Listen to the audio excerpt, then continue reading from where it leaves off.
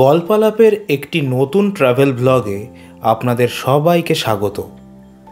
আজকের জার্নি কলকাতার খুবই কাছে সবুজে ও তরু ছায়ায় ঘেরা এক বনভূমি, যার চলতি নাম চাদুর জঙ্গল।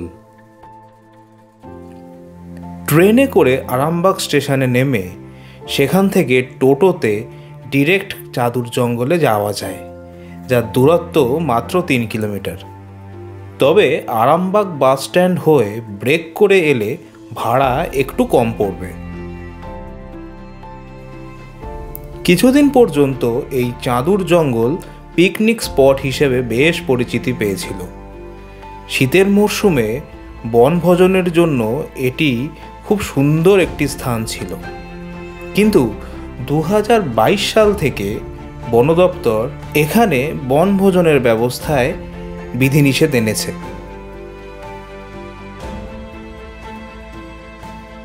এর ফলস্বরূপ আমরা উপভোগ করলাম মহিরুহ ঘেরা বনানীর এক অদ্ভুত নিস্তব্ধতা, সাথে বন্য সৌন্দর্য, পাখির কলকাকলি আর অবশ্যই টাটকা বাতাস।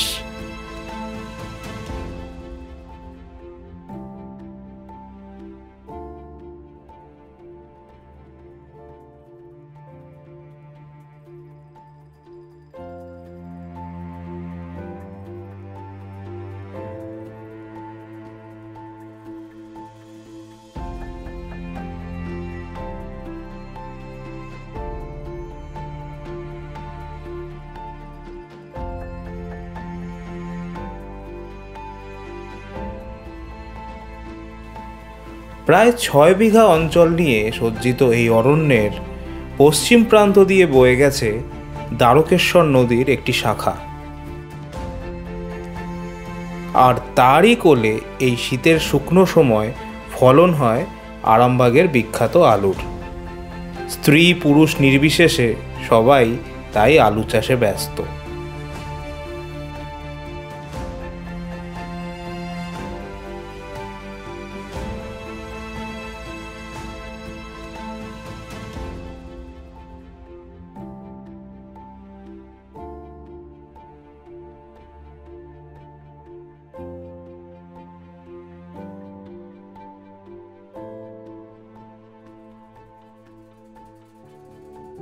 বেশিরভাগ মানুষের মনে হতে পারে এ কেমন জায়গা, কিছুই নেই।